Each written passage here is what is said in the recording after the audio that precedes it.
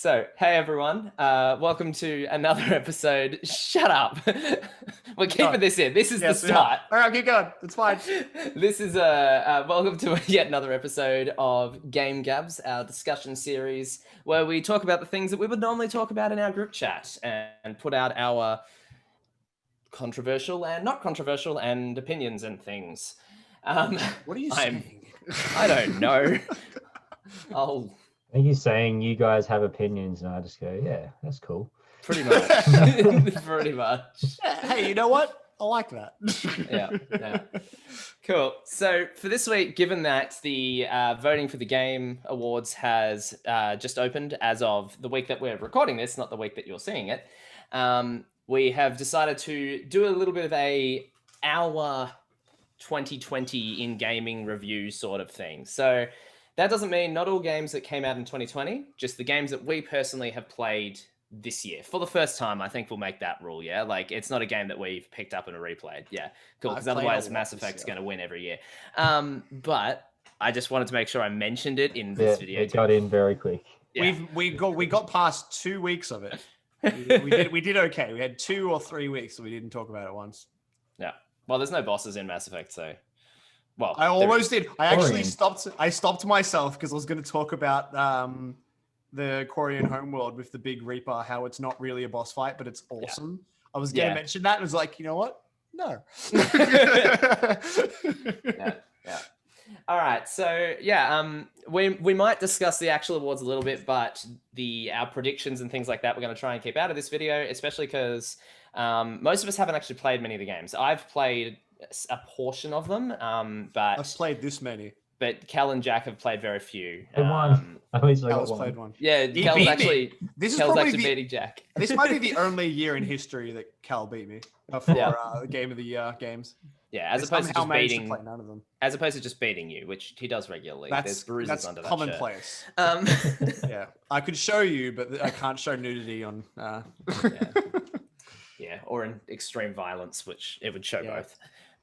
Compromise your lawsuit against me anyway if you do that. Yeah. Okay. So we'd be really keen to hear, your thoughts, what games you've played this year and everything. But let us know what you think of our picks as well. Let's get into it. So let's roll to see who starts this conversation. I don't know why I'm rolling this way, but I am. We all are now. Shit. Lucky you start. I got a 5. Okay, never mind. You. 19. Okay, thank God. I got a 16. I was a bit worried. I rolled very high. I was like, oh no. I got a 19. All right, cool. So for your topic, you can start it. Very true. So I think let's not actually start with our Game of the Year picks. Let's actually move on to the other sort of categories first. And I think we can kind of work through the Game Awards categories and just talk about the games we played this year, what we would talk about for that category for this year. Again, not games that came out this year, though some of them might be. Many of mine will be. The games we played this year. Yeah. What's that? You're going to have to take me through those categories. Yeah, I've got the website here. We'll just go through I shall do my best. So, the first category that they have, which is a pretty big one, and I think doesn't come slot, best game direction. It's also quite an interesting one, I think. And I'm probably going to get some flack for this because I'm going to be talking about The Last of Us Part 2 quite a bit, which is actually one of the nominees, and would be my pick this year for best game direction. Probably the most controversial topic you could discuss for the whole year. Yeah, so it's more than the game, but the direction. It's an interesting one. So for the games that I played this year, which one of which in particular Kel has played too, and we both loved, Final Fantasy VII Remake. I actually initially gave Game of the Year when I was voting, but I won't talk about that. So that's up there as one of my favorite games I played this year. But for me, the thing about this category of game direction, which is a tricky one, was I ended up, to me, when I'm thinking about that, I'm thinking about what tried something and was being innovative with it. Like, what was an interesting overall direction that a game took, a different sort of thing, which that's why to me, like, you know, as much as I loved Miles Morales, which I just finished, and some of the other games I played this year, I should actually bring up my PlayStation library. Hey, actually, I've got it here. Give me a second. Sorry. Miles Morales and Final Fantasy VII and some of the other games that I played this year. To me, what The Last of Us tried, and I liked the game, so I'm going to get flack for that already, but to me, what it tried to do was actually really, really cool. Now, I'm not going to go in detail because Cal and Jack, well, Cal hasn't played the game and Jack doesn't know anything about it. But to me, what they did was something really interesting and unique. And that's why, to me, that gets my pick for that. But at the same time, the fact that it was so controversial is arguably a knock against its direction, more so than anything else. So I was a bit torn when doing that because I think for me, it wins that category, but I also can understand why the controversy is actually specifically a knock against that category. And I think, yeah, but to me, given this is what we're talking about, our year in review, the direction that it took, that was an interesting one for me. Is the controversy around that, because I don't really follow it too much, about the thing that you know that I know that I shouldn't know about? One of the spoilers, is it that? Not that? That's part of it. That's a part of it. There's actually more. I believe from memory, there's a few things. Yeah. Okay, that's the only one that I know about. I didn't really look into it because I really want to play it, but I don't want to have other people's opinions affect what I think of the game. So that's fair enough. You should definitely play it soon, I would suggest. But I'll play it over Christmas when I get time off work. It's not too long. It's longer than part one. The only reason I didn't was because I'm like, I really want to play part one again first. You need to stop doing that because you don't play enough games to justify that sort of attitude. I should probably just watch a recap or something. Yeah. Because that's how I felt about Kingdom Hearts 3, and I still haven't played it. Yeah, you need to not do that with Kingdom Hearts either. There's way too many Kingdom Hearts games. I got halfway through. I still need to do 2.5, not 2.5, 2.8. 2.8, yeah. Yeah, I think there's 3 or 4 games in that. And then I've got Kingdom Hearts 3 and Melody of Rhythm game. Yeah.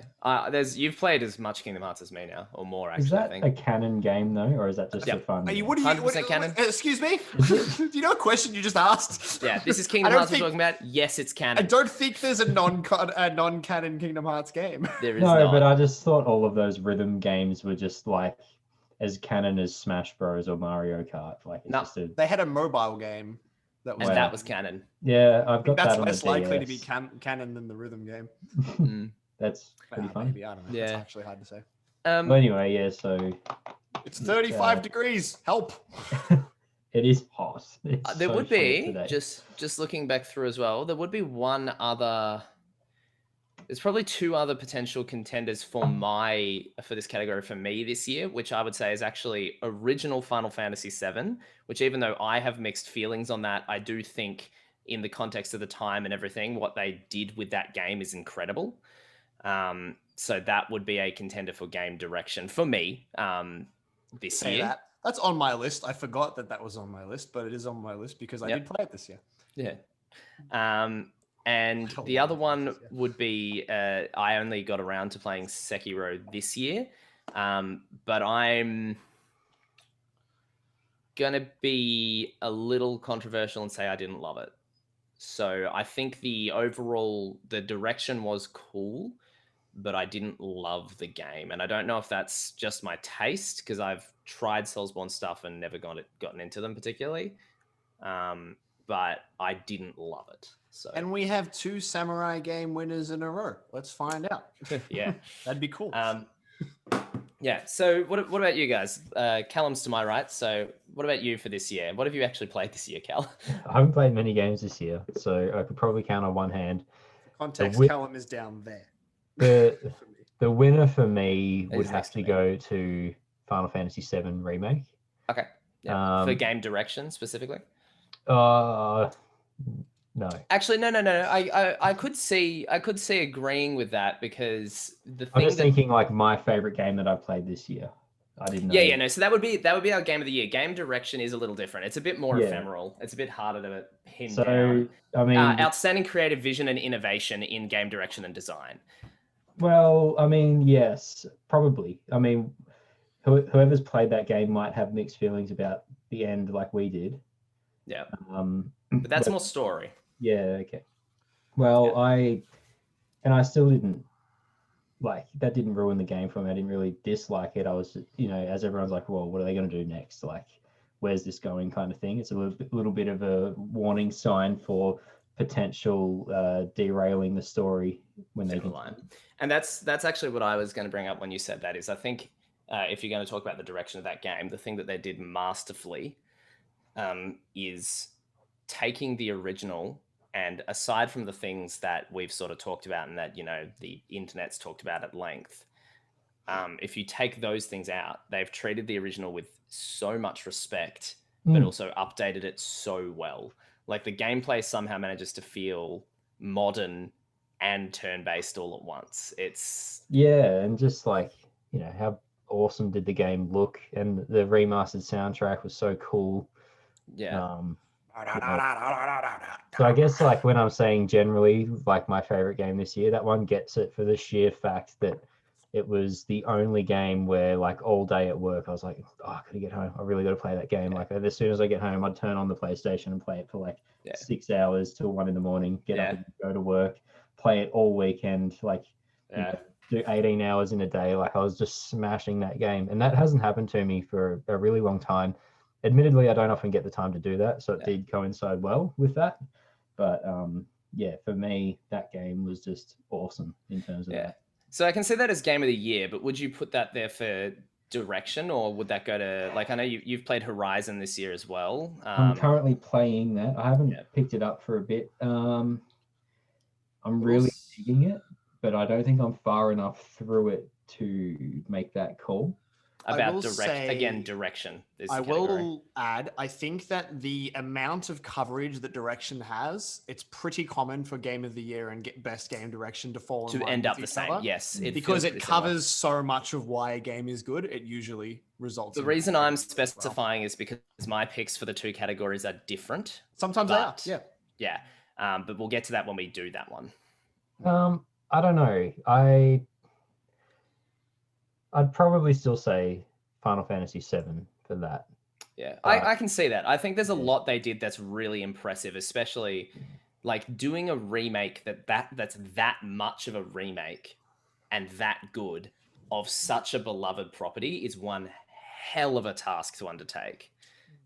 And I mean, at the same time, it's also they just had to know what the fans wanted with that. Like, it's not that hard to see why the game was loved and what people want to see come back. Because everyone had the same sort of opinions on what they wanted the game to be, and I think they delivered that personally. But that's where I actually don't think that's correct. There's so many people who were like, it's not turn-based, it's not Final Fantasy, and that sort of stuff. They're wankers like that. Well, what have you done? Kel has had an opinion, guys. Kel has had an opinion. I love turn-based as much as the next guy, but it doesn't have to be.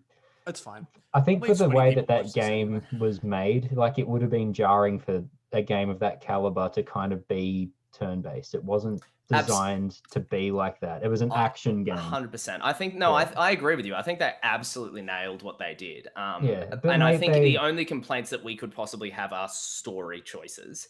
I think everything else about the game was spectacular, and the reaction to it has shown that too. As I said, like you're saying, oh, it's not that hard to know what fans want.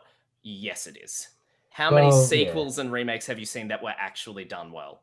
They are so often done badly. But I guess my point is they thought about what we wanted rather than go too far with let's try doing this and let's try doing that and I know they did dip their toes in that a little bit with some of the story concepts and like fleshing out certain character arcs that didn't get fleshed out in the original game, which I thought was Jesse is the best romance character in that game, and you cannot prove me wrong. Yeah, so like all the stuff they did with like giving Jesse, Biggs, and Wedge more of a actual personality and a backstory was sick, I thought. I think they were in like 2 hours of the original game or something. Less. Yeah. And so yeah, I don't know. It's the turn-based thing. Like there was heaps of strategy within the combat, and that's what the combat was tough too. Like on hard difficulties, that was brutal. Like the no magic or whatever it was. That no items, wasn't it? Yeah. It was nuts. But I think they know that like a Final Fantasy, the combat is sort of a big part of the game, and they always try to sort of give you something that will challenge you and make you play it in a way that you can strategize and think. And they did that while also making it fast-paced and in the moment. And I think turn-based would have not suited the game given everything else that happens in it. It just wouldn't have worked. And 100%. Yeah.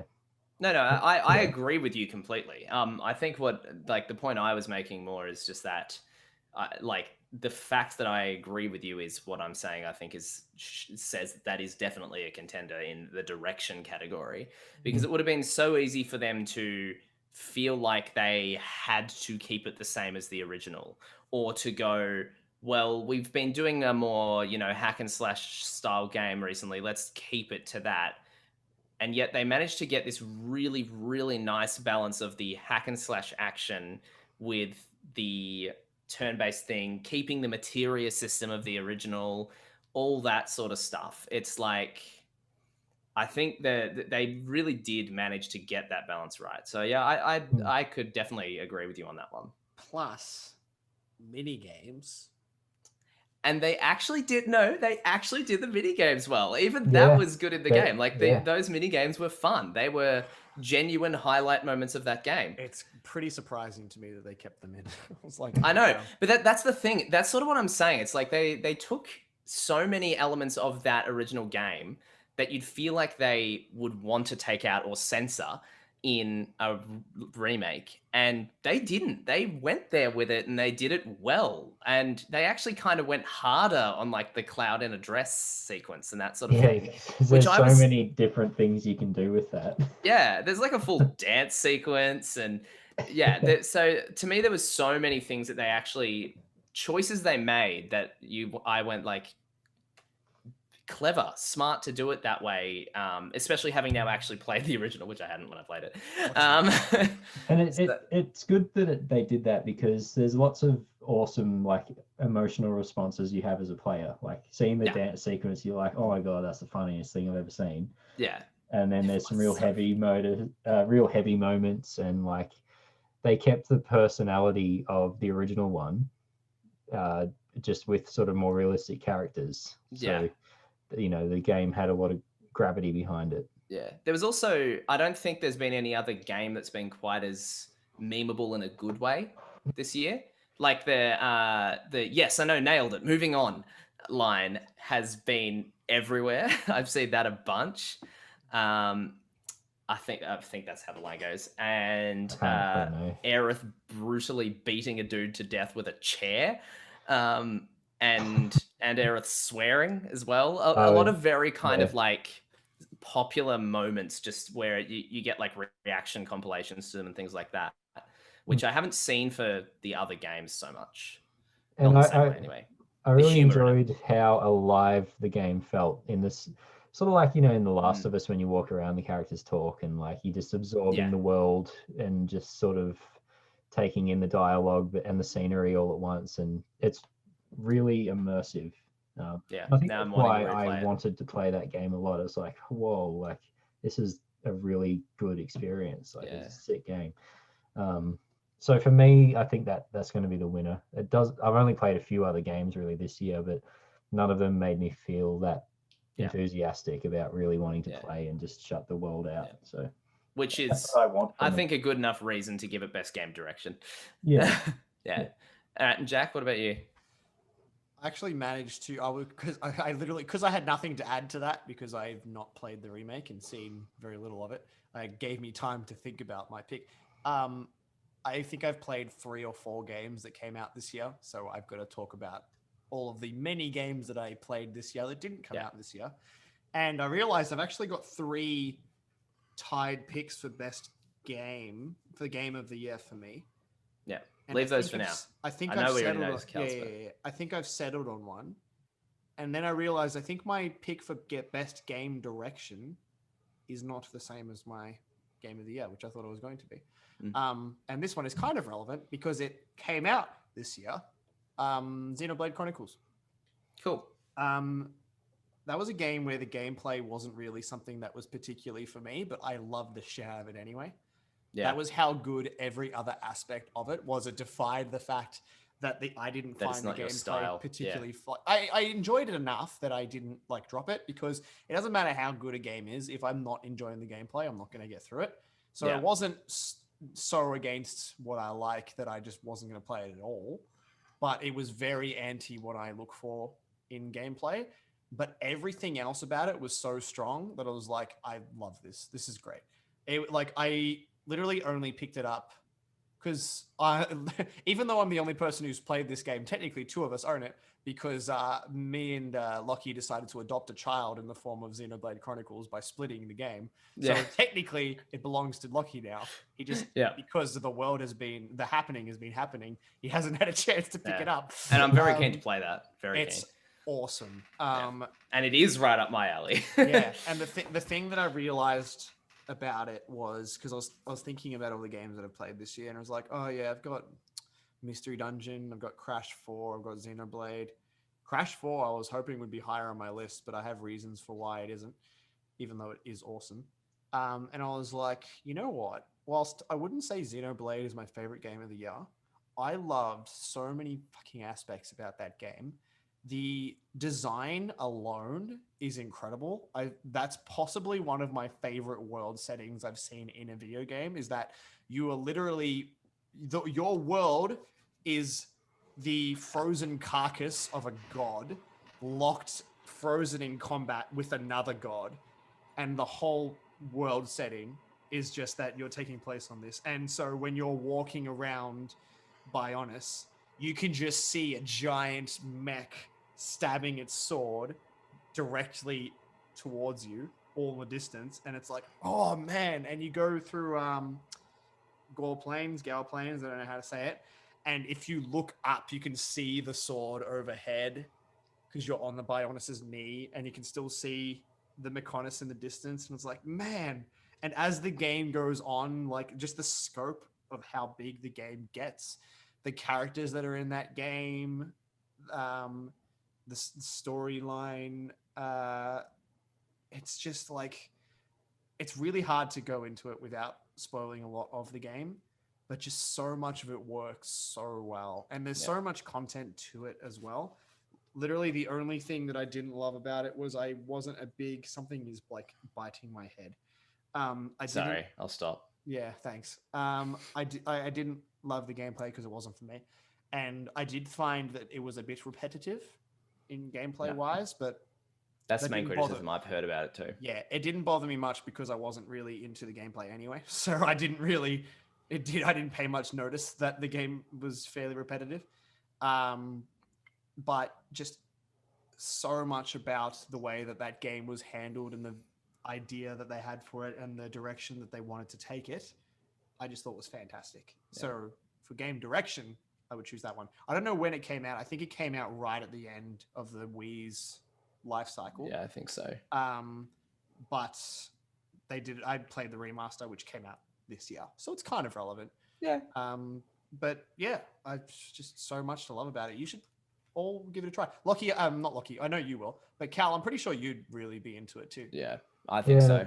JRPG, like, always good for me.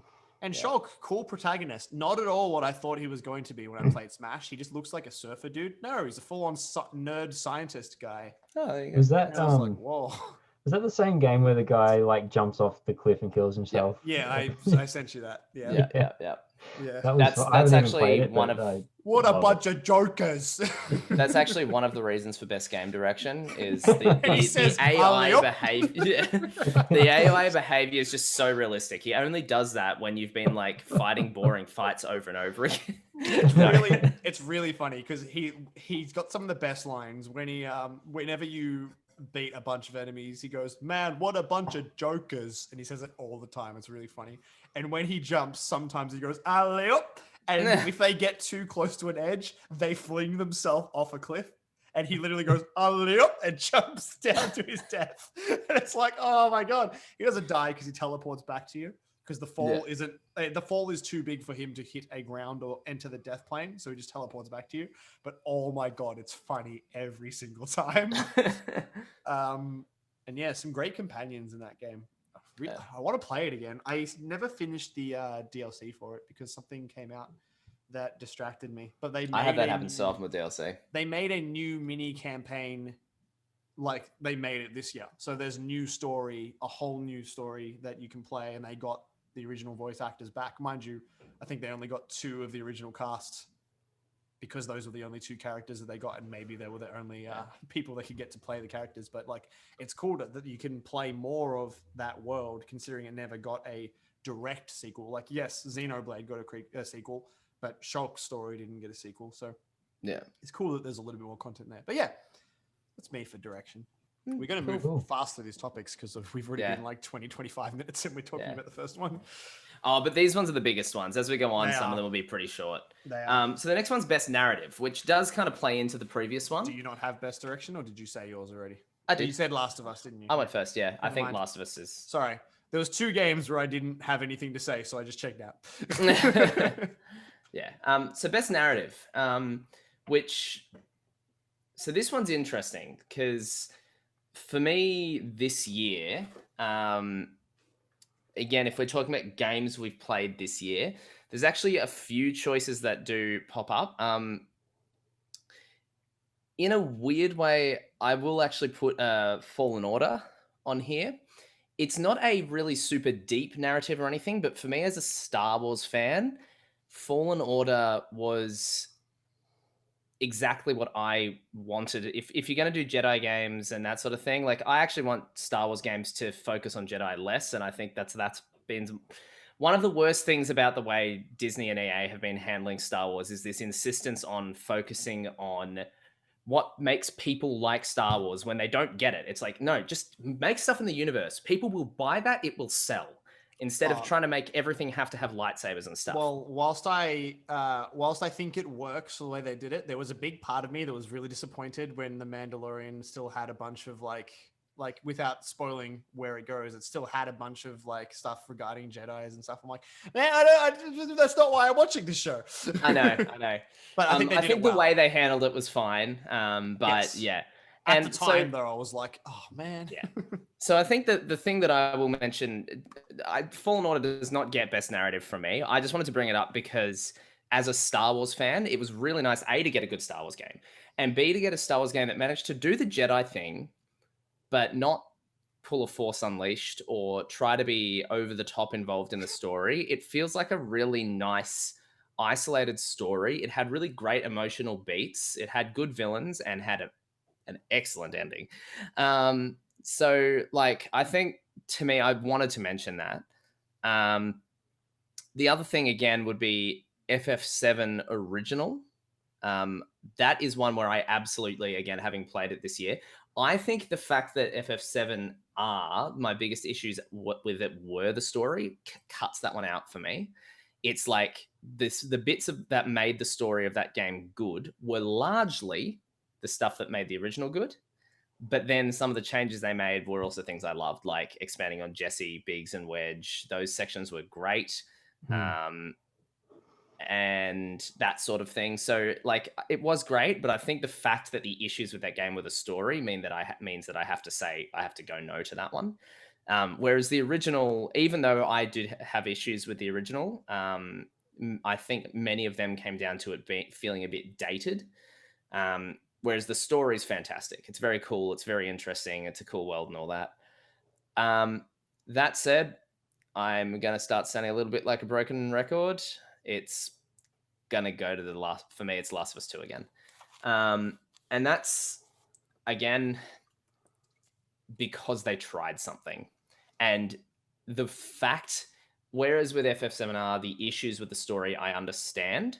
To me, the issues that people had with the story of this anyone who says to me, oh, it's just plain bad writing and can't say why it's bad writing, I just immediately ignore their opinion, because that is not an argument, that is an opinion. If you can tell me why you think the game is written badly, fair enough. I will listen to you. And I've had discussions with people. I have issues with it myself. But the narrative of it is controversial because it did something interesting. And again, I'm probably going to cop flack for that, but I absolutely thought that the narrative... Maybe in 3 years' time you will. Yeah. No, I really need to play it because I want to know what you're talking about. There's some narrative decisions made that are wild. And I loved it, but I get why a lot of people didn't. And I also think that controversy is part of why I love it. I love that they tried that. So that to me is actually why I'm giving it that. So with game direction, I'd probably count that as a mark against it. With narrative, I almost count the controversy as a mark for it, because I'm like, at least it's cool that they tried it. Whereas with game direction, the choice to do it is more of a mark against it. So I actually think, if I was to purely just go what I think the best story I played this year was, it's probably FF7. But I think in terms of what I like one of the, my favorite things in games is when they try stuff. So I think I'd give that to Last of Us 2 as well. Do we want to keep going in the same order, or just... I'm trying really hard to think of best narrative. I'm struggling a bit. You don't play as many story-based games as me. For me, this was... I still play them. It's just I haven't played many this year that I can really think of. Like, there are story-based games, but nothing that, like, screamed at me, oh my god, this is amazing. At least not from a narrative reasoning. Like, I think... I don't know if I'll actually be able to pick one for this one, but I will comment. I think with Xenoblade, there's some really cool story stuff in there, but it's mostly a pretty go-to humans versus machine story for a lot of it. Yep. Which is kind of one of the story falters, is it's a bit generic. It evolves really well, and I think from there the narrative becomes awesome. But the way that it starts off is kind of like, we've seen this plenty of times.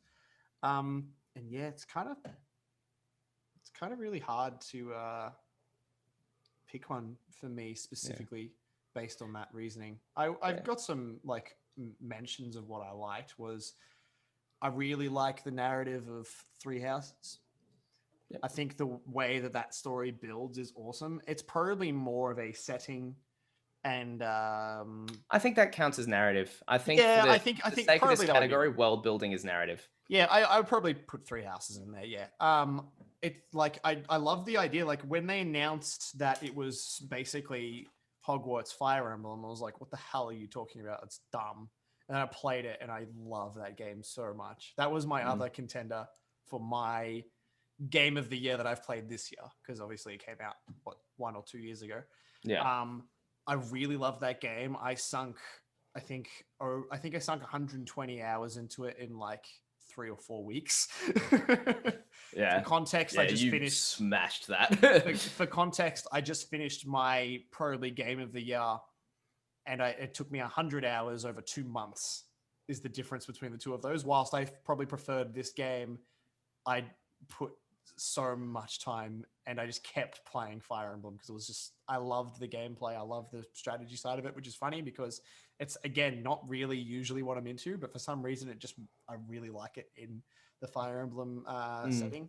And I think a lot of that is everything else that's involved with it. But I love the idea of start the game, get, I think, 2 missions in. It's like, all right, of the 3 protagonists that you've just met and their general vibes, which classroom do you want to teach? And it's like, what do I choose? And the first one that I chose is the Blue Lions, which is I think that's probably the vanilla choice for Fire Emblem. It's probably the safest to start with. And from what I've played, it's probably one of the best to start with for Fire Emblem. I think it has the best beats for the story and how it develops, but I'd have to play all of it to say. It's bizarre to say that I've played 125 hours of that game and I haven't finished half of it, because each playthrough is like 80 hours or something if you do everything, and there's 4 playthroughs.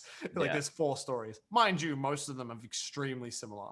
Like, they don't really deviate that much, but they deviate enough for me to enjoy the experience of playing it each time. Yeah. The only reason I stopped was because Xenoblade. I had to play it for footage, and that game, like I forgot to say this, I played it for footage, and then after I'd got enough, I was like, I'm gonna keep playing this because I was which really doesn't happen often. You often Yeah. have to play games for footage, and you rarely keep playing them afterwards. Yeah, that's what happened with Final Fantasy VII. I was enjoying the game, but I blamed Cal for this. He said, "Oh yeah, it takes you 6 hours to get to the casino place. It took me like 10." I was like, It is "What not the a. fuck? It's not What 6 do you-" hours to get Yeah, I was there. like, "What have you done to me?" And then he And said it's it would 6 take Jack me. hours. And You could have done it in 6 if you tried. I tried, and Try harder. and then he said, I forget what game it was for, but it was one where he said it would take me 2 to 3 hours to get footage for a different game. And again, I can't remember which one it was. And it took me half an hour. I'm like, what are you talking about, dude? Yeah. You got no sense of Yeah. time. Yeah.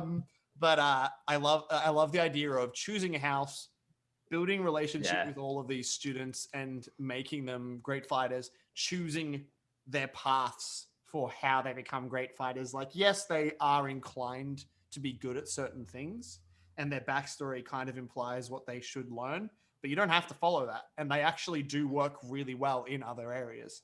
Like, you just have to be a bit creative with it. And then there's the whole thing in the middle that I can't explain. And then you get to see these people as they've grown and how they've become more powerful, and then just get engulfed in full-on warfare and the different ways that the story goes depending on which option you took. Reminds me a little bit of a less dark Poppy War. So that's a book I read this year.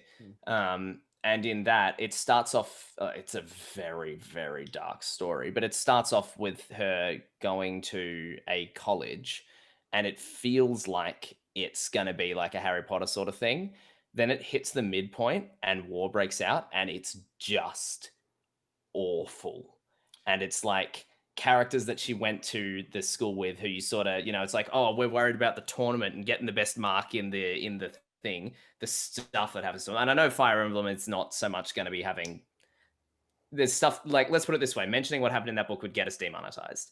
But it's like, so I'm sure Fire Emblem doesn't go there, but I can still, it's a similar formula, and that shift is, it's really cool in a narrative, I find. Well, I will say, without spoiling exactly what happens, you do see almost all of the classmates, all of the students grow up, and some of them aren't with you. Right. So you got to deal with that. And I will say, whilst I'm pretty confident it's not as dark as what you're talking about. It's actually a pretty dark game. Some of the stuff it's definitely not as dark as what I'm talking about. But like thematically, some of the stuff that you have to do in that game is just heart wrenching. Yeah. And there's one point specifically in the game which broke my heart, because I was like, cool. I really don't want to do this, but I've got no choice. It shows how much of a masochist I am that makes me want to play it a lot. Yeah. Oh, it hurts, man. It hurts. And because I think a lot of that is because Fire Emblem invests so much into its characters. Yeah. And that's what I love about it compared to a standard like XCOM. And yeah, because whilst I am pretty confident in saying that Fire Emblem is not a groundbreaking strategy game, I think there's probably so many games that do it better. I think XCOM is a pretty damn good example of a game that does strategy better. But by giving these characters their names, their backstories, makes you care so much with who you play as, it's not as simple as, oh no, this character that I named, who is a generic dude that has just died and now I have to get a new one. That attachment is self-inflicted. Other than that, there's not as much to it. In this the pain in XCOM is actually more so, oh my god, he was level 7. Yeah. Yeah. Oh. And that's still a thing in Fire Emblem. But in this one, in all of them, really, these are full-fledged characters that you're losing, and it just hurts. Yeah. Mind you, though, this game has got a feature which like lets you go back in time, which it's cool, I guess, but it's also like, I try to avoid using it because I don't like the idea of removing the consequence. And I wouldn't care if you could do it like once or twice. I'd be like, oh yeah, because the idea is like, it's a visions of the future kind of thing. And it's like, I don't hate it, but you get it like, but by the end of the game, you get like 7 or 8 uses of it. And it's like, ugh. But in fairness, the end of the game gets pretty brutal. Like the idea towards the end is unless your character is a super high level or you're just really know how to play this game, someone's going to die. I managed to get through okay because I didn't play it on the hardest difficulty because I honestly thought it would be harder than it was. But I did play it on the standard mode, the classic mode where if your character dies, they're gone. Yeah. I feel like Fire Emblem, you have to play that way. Like I don't, even though I'm the sort of person who doesn't play on that mode because I can't handle losing characters or making the wrong decisions. That's what Fire Emblem is. I feel like you kind of gotta do it. Yeah. Oh, I don't hate that they introduced a mode that gets rid of that because it makes it more accessible. Yes, but absolutely. I think options always better. I would never suggest to anyone not to play it that way. I've said to Cal, he still hasn't played the fucking game, but I said to Cal, look, I know it might not be your thing, but play Awakening on classic mode so you can understand Fire Emblem. I got it. That's my feeling with it too. The idea of the game, Yeah, that's absolutely my feeling with I it will. too. I'll hate it, but I'll do it. Yeah.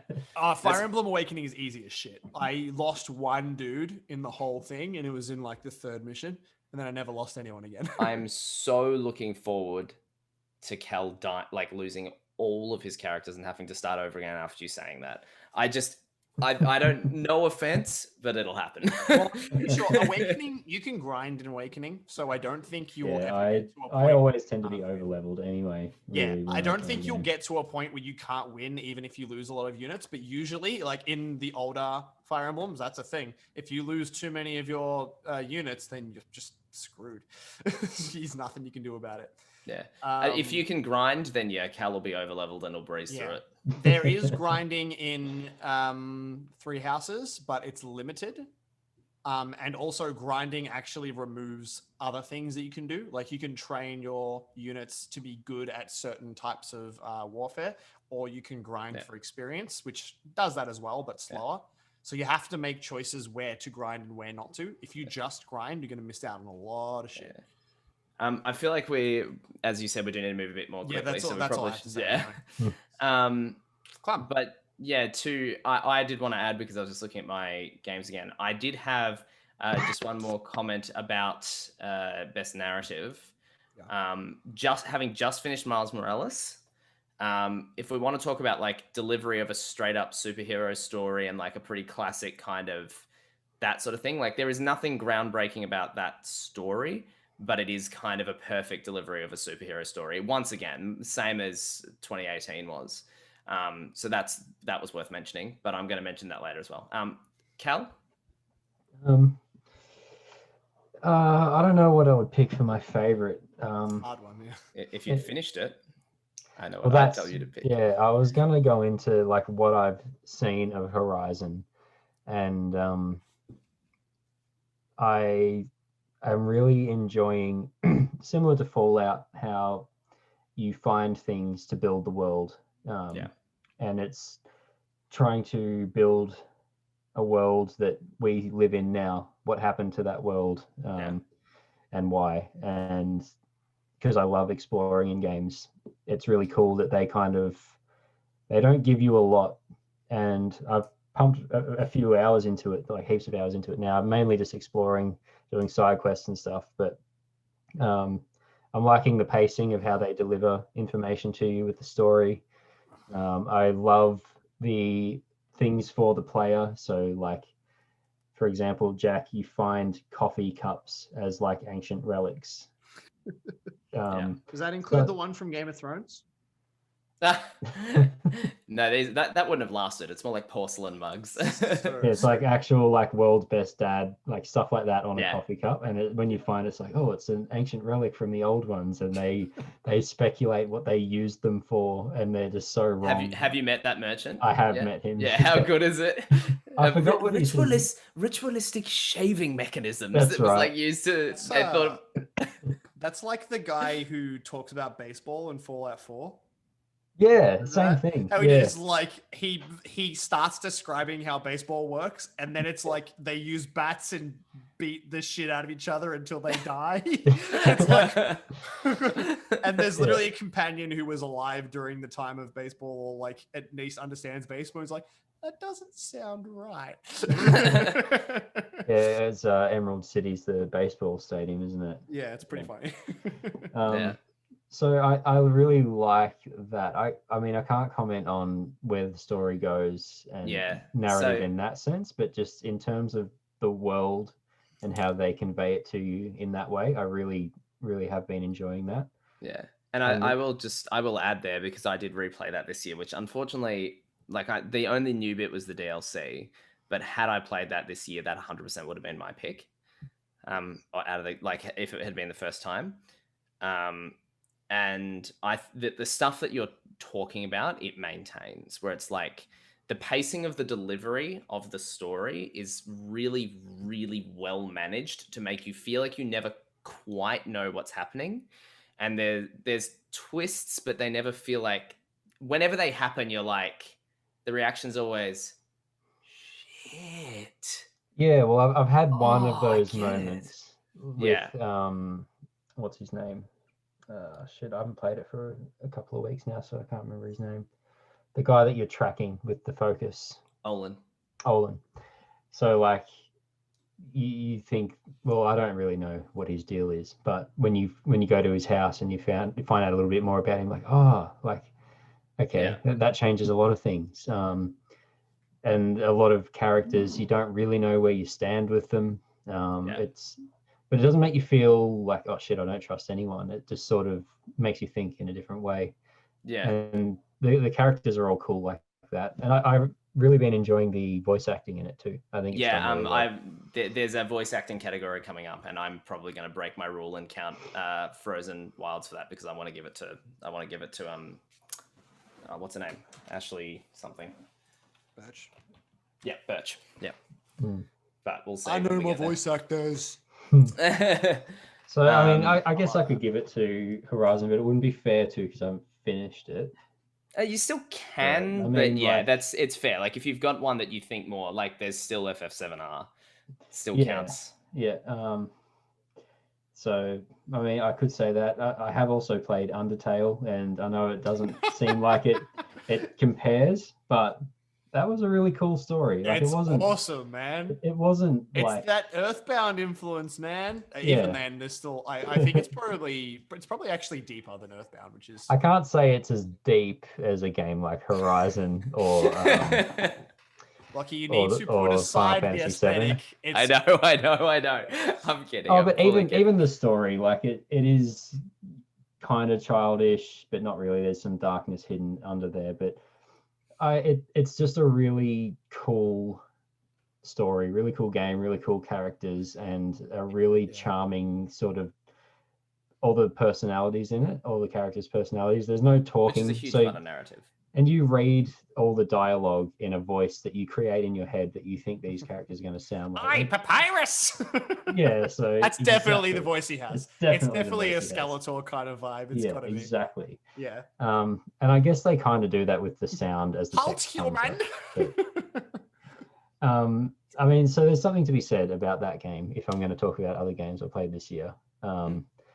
It's weirdly, for that kind of... what would you call it, like a 2D pixel top-down kind of game. For that kind of game, the focus is the story. And I can't think of many games with that kind of gameplay where the story is the focus. It's usually platforming or like Pokemon battles or like some sort of mechanic. And I mean, the combat in that game is awesome too. It's really good fun. Very unique, that combat. I love it.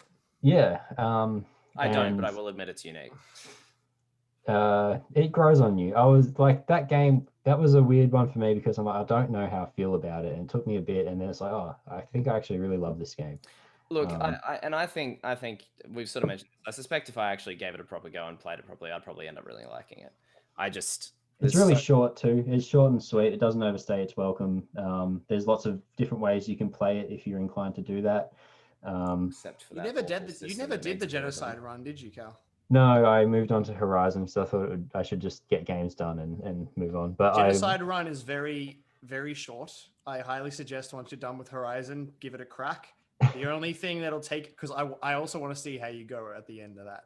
I have watched the Sands fight, and oh my god, that looks horrific. For context, it took me just short of 2 hours. So let's see how you go. Was I think that like 2 hours is about average. So like one fight or 2 hours worth of attempts? of attempts, no, not one fight. God no. I was gonna It took me about 2 hours of attempting to beat him. Yeah, I think 2 hours is about the average, but some people just don't do it. Yeah, I must admit I wasn't the best at the combat in that game because, like with shooters and stuff, my reaction time's not awesome. And well, I mean, in gamer years, all three of us are getting on the old end. Yeah, man. If you look at esports players, it's like, how old are you? Oh, I'm 16. Getting up there, mate. No. Yeah. Oh, your career's basically over. Yeah. So you see I a lot of reckon esports players Sans would destroy me. But yeah, I'd still love to do it. And because I've played the game, it'd be a good one to replay because I wouldn't have to invest in the story, just go through and kill everything. It would be kind of fun. I hate sand. It's coarse and rough. Gets everywhere. But I mean, like other you. games I played this year, which like Mario gets a cake at the end of Mario 64. That's a pretty awesome plot twist. I Did think we see you played that coming? game before, Cal, and we're going to move on at that because No that way. doesn't deserve mentions. Best story ever. As much as I liked playing Galaxy again, I would not put it on there either. I played it so long ago. I am joking. It doesn't Speed have round. a story. Speed round. Next one. Yeah. Best art direction.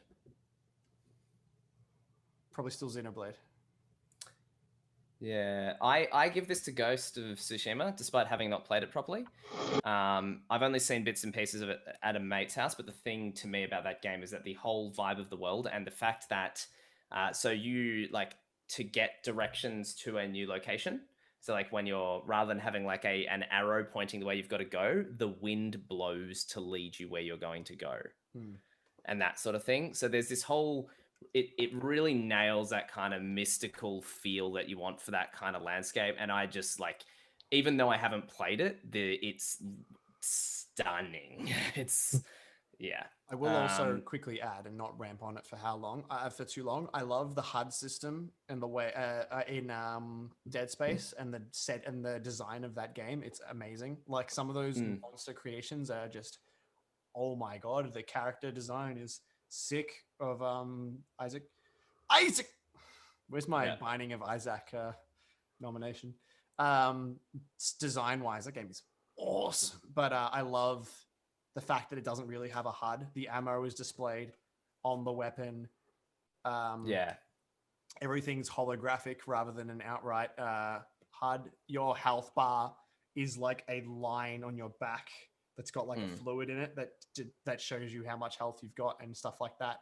There's another bar that says how much of your special weapon stuff you've got, and it's like, oh, more of this, because it just looks because it just makes it look like it doesn't look like a game in the typical sense, because you're so used to ammo's up here, health points are here, and stuff like that. And it's like, it's just good to be aware of all that and just have a cinematic experience, but still also know what's going on. It's awesome. Yeah. Cal? I'd have to go with FF7 again, just because of how awesome that game looked. It does look pretty. It really does. My reason for not doing that was because there was a few points where the textures were really terrible. Most noticeably when you're looking down on the flowers. Not the flowers. When you're I forgot what it's called. When you're looking down on one of the districts from the walkways up above, the textures are awful. And then there's the bit in the train graveyard too, where you got to press buttons, and they just like didn't bother to give those buttons textures. When you guys play Three Houses, make sure you look at the clouds. It's absurd how pixelated they are. It is ridiculous. It's pretty awful. FF7R was beautiful in every other way, though. Like everything else was awesome. So I definitely give you that one. It would be a contender for me too.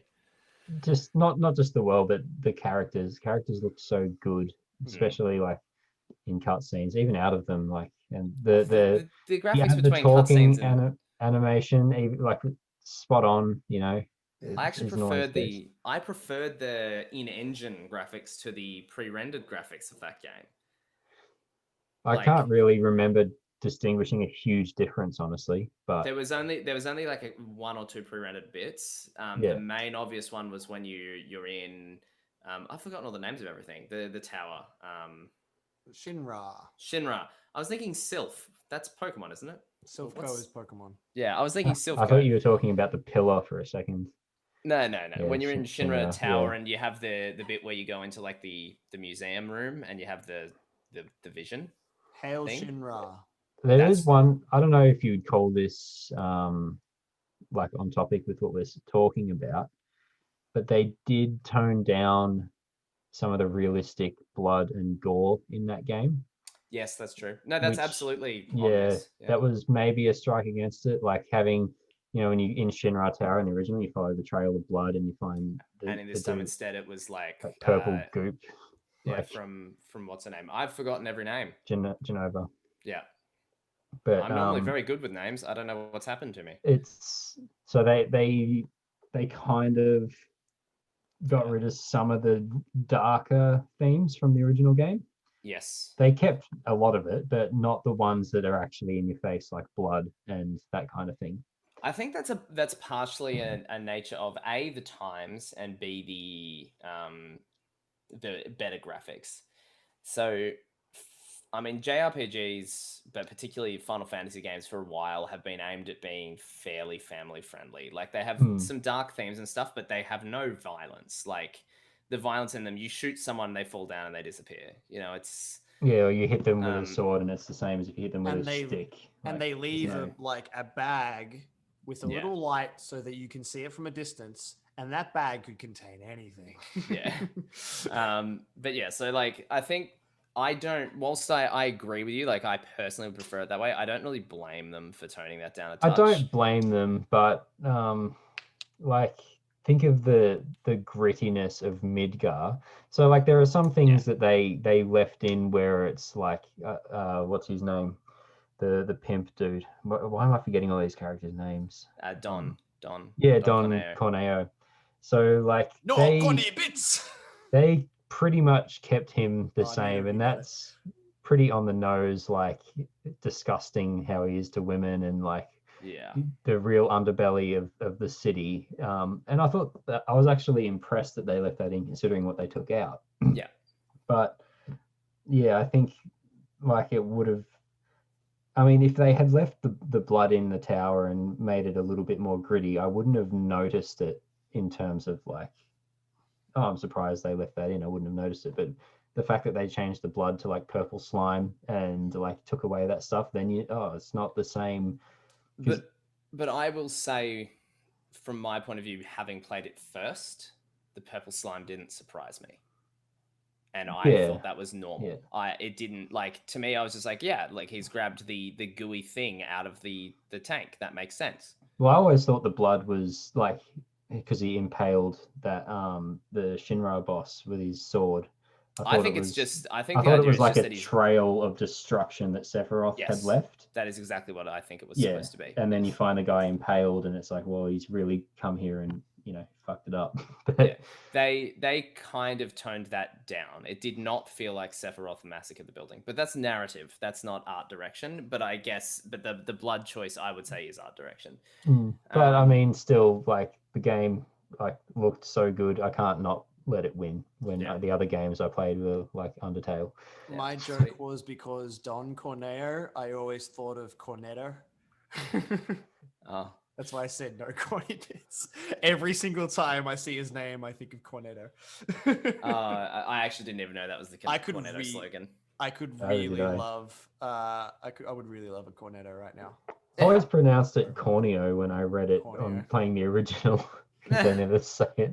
I was calling him Don Corneo. I'm sure I probably would have done that too. Score and music. Probably a big topic for us.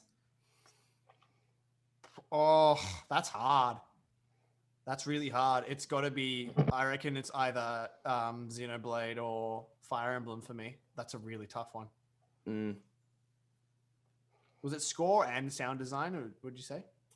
Score and music. Score and music. Next. I was going to say, if it was sound design as well, then what the hell? That's really hard. I'm going to go... I'm gonna probably change my mind later, but I'm gonna go with Xenoblade. The music in that game is sick, and there's some it varies a lot. There's some really jamming pieces in there, and then there's some really atmospheric stuff. Gala Plains on its own is just gorgeous, and there's like You'll Remember Our Names and stuff like that. There's so many awesome tracks. The battle music in that game. Yeah. But even then, with Fire Emblem, there's so many that I remember really well. God Shattering Star. God Shattering Star. We need to do a cover of that soon. But bloody Family Jewels, you bastard! He did one with what's his name? Oh my god, I'm blanking on his name. I usually know his name really well, but the voice actor for Claude.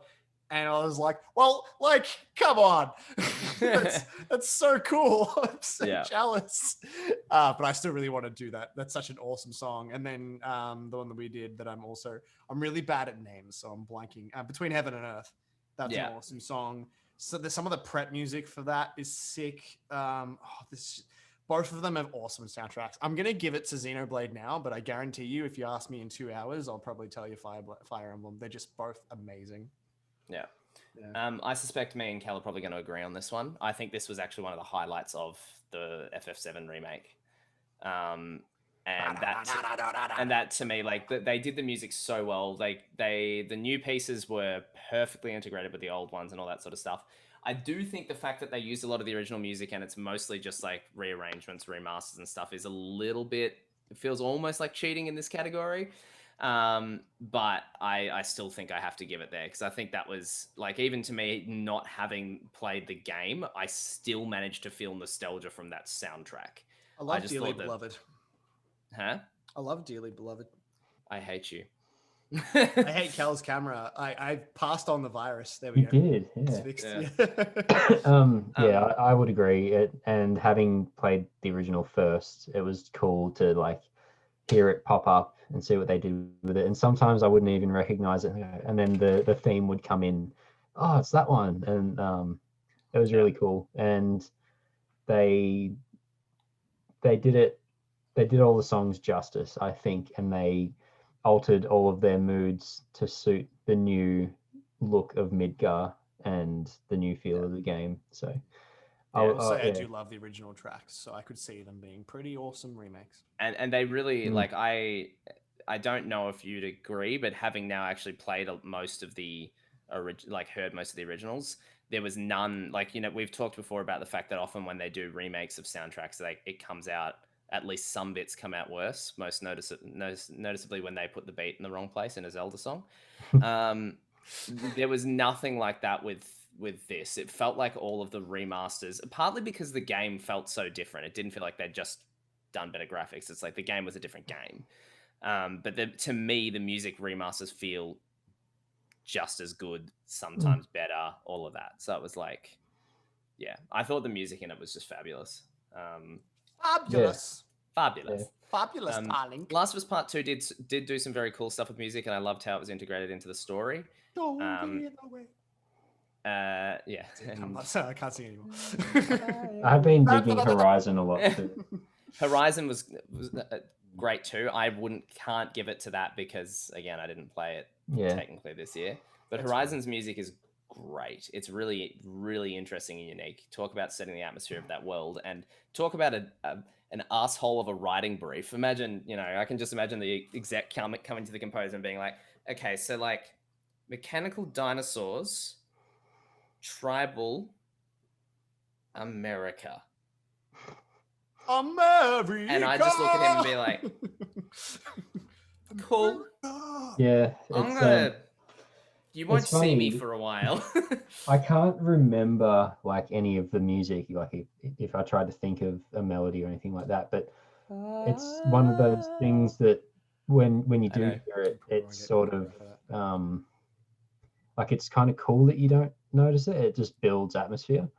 The thing I find with it is that there's the sung melody that like Aloy's theme that I just started singing. That's kind of laced throughout most of the soundtrack. Mm-hmm. and they do a lot of really subtle motifs throughout the game. Basically, is like I've sat down and listened to the whole soundtrack, and they do a really good job with the subtle motifs, which means that it does what you are talking about.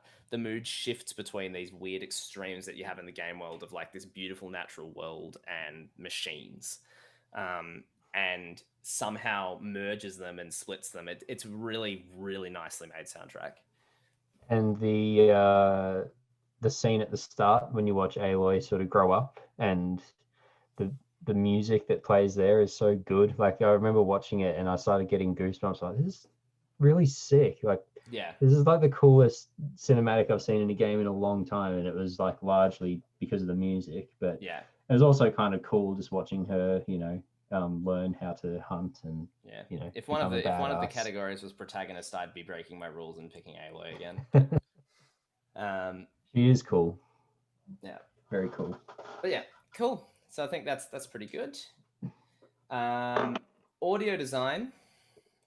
This is a tougher one. Is that just sound in the game? Yeah, sound design. I will give this. Mine 2 weeks ago. I'd give this to. Oh no! Absolutely. I think I'm going to give this to Miles Morales. Actually, just because having played that, and some of the stuff that they're doing, because they're taking advantage of some of the. I think they're using some of the 3D audio stuff that is with the PS5. And there's these really cool things they do, like the opening sequence, he's got headphones on and it's like moving back and forth the sound to make it sound like you're wearing headphones and like all you're hearing is music. And then when he takes them off, it like dims it to the background. There's really cool sound stuff they do to the point that I felt the need to have headphones on for that whole game, which I don't normally do. So I really loved the sound design of that. I don't think it's anything hugely groundbreaking, but I loved what they did. Yeah, it's immersive sound. It's cool. Yeah, and I will say as well, actually, I didn't mention it, but I think that was actually really great score-wise as well, because the music felt very... Now, this is not something I'm experienced with, but, like what a 17-year-old kid like Miles, would be listening to. It felt very kind of cool, basically. So rather than it feeling like it had felt the kind hip, cool, and happening with the kids. It's all music that I wouldn't listen to, but in the game, I loved it. It was like, this is really cool. Like I think they had Jaden Smith did one of the songs for it, and that was in the context of the song. I was like, that whole scene. I was like, yeah, this is so cool. I was loving it. Looked it up later, and I'm like, I'm so not into this. It's impressive how some things will work for the context that they're within. Yeah. Just off topic, I'm not so much into like hip hop, rap, that kind of stuff. Yeah. But this is nothing to do with gaming. But like, This Is America, Childish Gambino. That song doesn't really interest me too much, just because it's not really my thing. But that video clip tied with that song, I love. I've watched it so many fucking times. Yeah. And again, it's not my music, but they just benefit each other so fucking well that I ignore the fact that it's not my music. Yeah, 100%. Works. Yeah, and that's like obviously in a much less artful way, but that's kind of how I felt about the audio, both the audio and the music of Miles Morales, is that it really felt like it served to really make you relate to Miles really well in a way that, like, often music creates atmosphere. The music in Miles Morales felt like it put you in Miles, which was a real kind of achievement that they did. I thought. Dead Space. I only barely noticed it. I played it on stream for Halloween because there's a whole bunch of options that I had. I almost went with Resident Evil. I almost went with Outlast, and from my knowledge, both of those are really good options as well.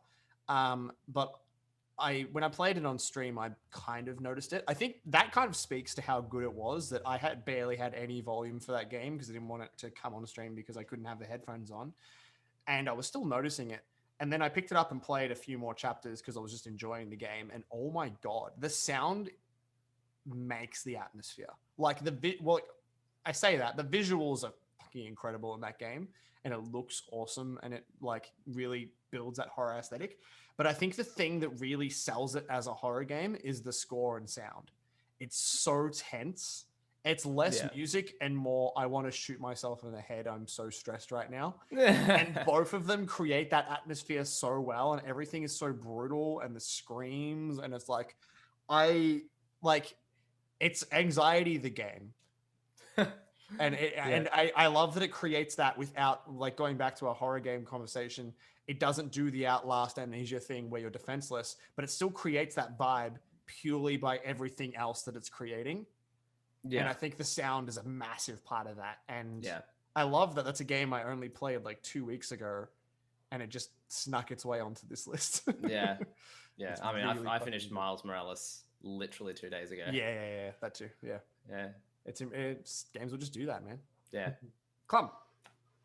I guess I'll just have to go with FF7 again. It just has to. It has to beat. Cal's the only other played 2. 1 game this year. 3. 3 games this year. 3 that I hadn't already. Wait, no. 4. I think we'll let you include games you'd already played, just because you're. Otherwise, you'll be just saying the same. It'll just be the same game. Yeah. So you can say any game you've played this year. No, it would still win. Yeah. It's I think we can guess what Cal's game of the year was, even if he hadn't said it at the start. I'm pretty sure it's Mario 64. Yeah, probably. I had a lot of fun playing that again. Been many years. Yeah. Cool. Is there anything particular about the sound design? Because I don't remember the sound design as standing out to me particularly. Just the world kind of stuff. So walking around, in the slums, and you hear people listening to radios. That's true. And or dancing to, and so Jack, some of the songs don't make full reappearances like in a grandiose kind of sense. Sometimes they're just on a radio when you walk past. Yeah, or playing on a jukebox. And they're always different. Some of them are like metal versions or jazz versions, or like that's soundtrack though. Sound design's more like the sound weapons make when they hit and things like that. Yeah, right. Okay. I think it is still the utilization of the soundtrack would still fall under sound design, which is why I went back to Miles Morales there, because I was like, actually, whilst I don't think the score as a whole qualifies, I think the 2 in combination did. But yeah, so which I think what you mentioned, like the jukebox thing, absolutely. Just the stuff that you hear when you're walking around. And the music being one of those things, and like the chat log that pops up and hearing the rumors so just all the NPCs, they have some sort of, relevance to the game, even if they only say a few lines and in passing by, and it would inform you about like a rumor or something that's going on in the world that you should care about, or maybe it'll be something that you'll see later on or that you should investigate. Yeah. And I will say as well, the sound was a big part in making the weapon hits feel really weighty, even though the damage of them is very low in that game. So I can see that. I don't think I wouldn't put it there, but I can see it. I do love that about games sometimes, though, when they make really mundane things feel epic, because it can actually make a game funner than it deserves to be. Yes, absolutely. You're just like doing like a pixel of damage, but you're hearing and it's like, yes. I mean, that's the melee attacks in a nutshell, because they're basically a way to charge your abilities in that game. So when you're swinging, it's like you've got this massive buster sword that's doing like this much damage, but it's like thunk, Kingdom Hearts is kind of the same, where it's like, I need magic to kill this boss. Whack, whack, whack. Get mana, do no damage. Whack, whack, whack. Okay, I got my mana back. Fire. And I also don't think there's anything more satisfying in the world than the same sound of whack-a-box. Whack-a-box. In that game, when you hit those boxes, it's such a satisfying sound. I don't know how they. It's actually a really fun minigame too. It is. It shouldn't be. It should. Where's the best minigame category? We already talked about that. We made one. Best performance. So this is of a voiceover artist and or performance capture. I'll start while you guys are thinking. I'm going to be an absolute basic bitch here. Even though I would love to give it to Ashley Birch, because I love Aloy as a character so much. I haven't technically Battle played of the Ashleys. It's Ashley Johnson. Whether on whatever you thought of like the game, you cannot deny that the performances of the actors in that are absolutely standout. And there's a reason that in the actual nominations, both Laura Bailey and Ashley Johnson are nominated. And I don't know which of the two to give it to. I think I would say Laura wins too much of the time. Give it to Ashley. True. Ashley's actually won this before though. Yeah, but she can win it twice. How many times has Laura won? True. 50,000 million. Yeah. It's what you get when you're in a gajillion games. Yeah. But yeah, but you're also really fucking good. Yeah. Well, that's why you're in a gajillion games. But yeah, so I think like Ashley's performance in it, there's a ton of emotional range too. Laura's character, I'm not going to talk about because spoilers, but I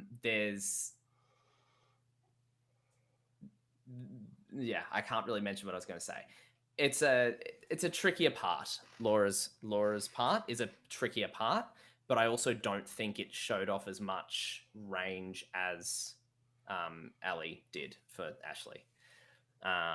So I 100%, and this is like, I don't care looking back at old games or anything that I've played this year, and there's a few that I haven't sort of talked about. It wouldn't matter. I still think that was just such a stellar performance that it deserves it. Fair. I have no idea. The problem that I have is there's a lot of really good voice acting in a lot of the games that I've played recently, but none of them are kind of like in your face, holy shit, this is amazing, give you an award, just because of the games that I've played. But yeah, and I think that's actually almost unfair in the favor of the two Last of Us actors, because the game is like, that's almost as important as the gameplay, probably more.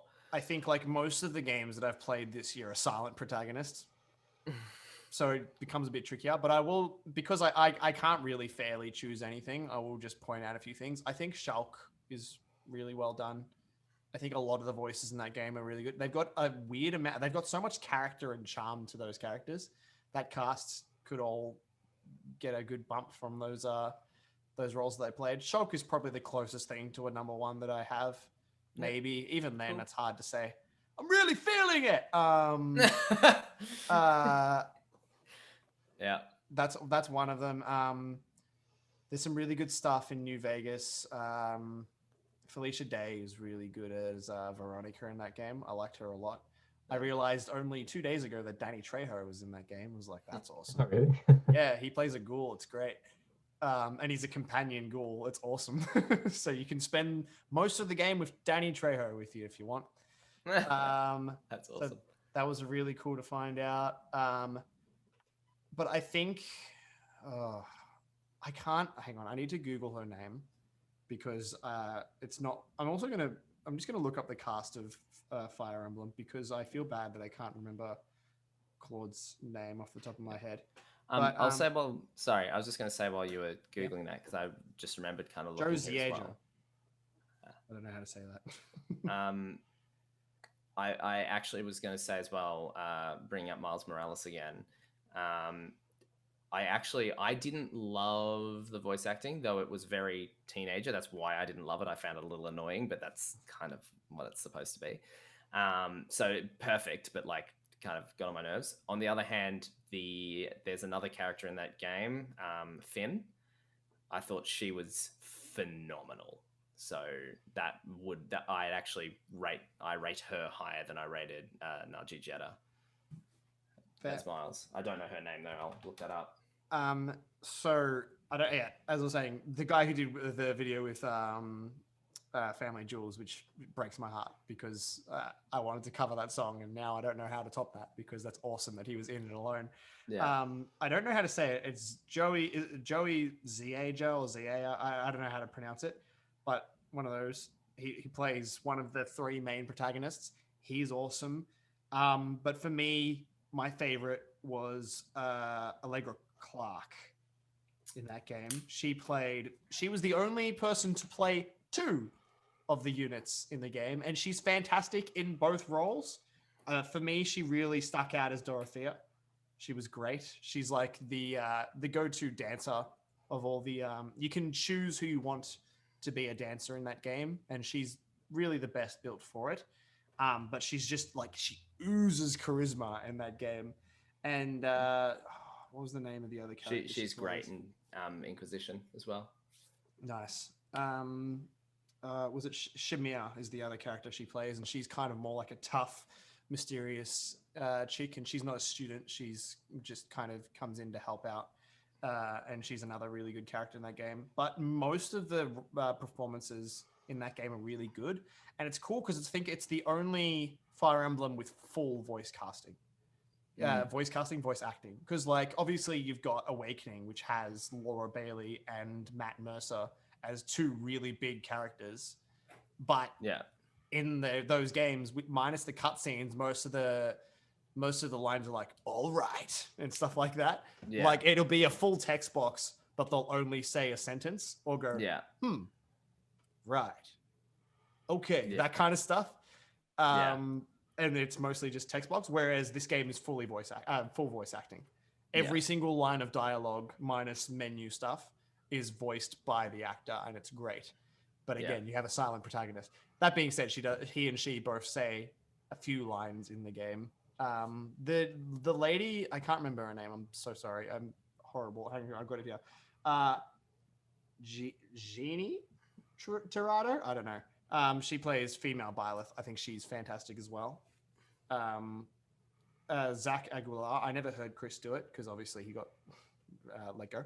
But Zach Aguilar, I really liked as male Byleth as well. But I loved Jeannie as female Byleth on the one playthrough because I was like, I'm going to do 4 playthroughs. I may as well try both genders of Byleth. And she was great. I think I prefer playing as female Byleth in that game. But yeah, just overall great cast. It's hard to choose a favorite. Yeah. The actor for what I mentioned before as well with Miles Morales is, just because I want to make sure we got the names on here, Jasmine Savoy. They do deserve it, yes. Yeah. So I actually thought she was the highlight of that game for me. So yeah. Cal, we're running super late. We should speed through these. Yeah, I don't know if we're going to best game get through all of them.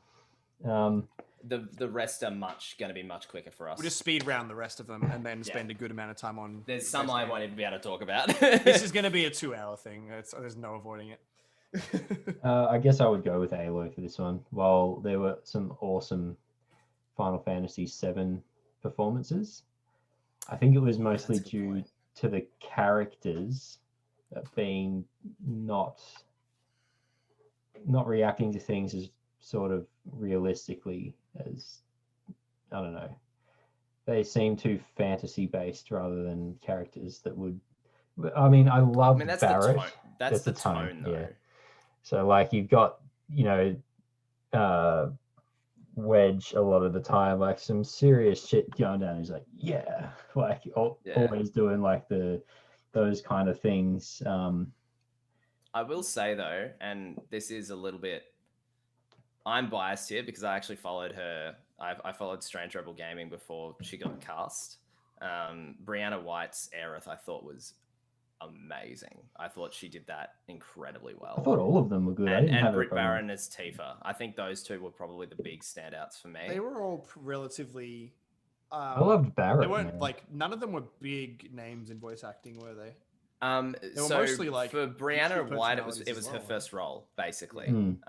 Britt Baron is actually in Glow. So like the Netflix show Glow with Alison Brie and. It's about wrestling. So she's a minor cast member, but she's like a fairly successful actor, but I haven't seen anything else TV wise from her. And the rest, I think are all fairly on the unknown end of the spectrum. Yeah. But they did well in giving a voice, like I said before, when you play Final Fantasy VII, those are the voices you kind of think when you're reading the text boxes. And they nailed that. Yeah, and I like again, one of the great Papyrus.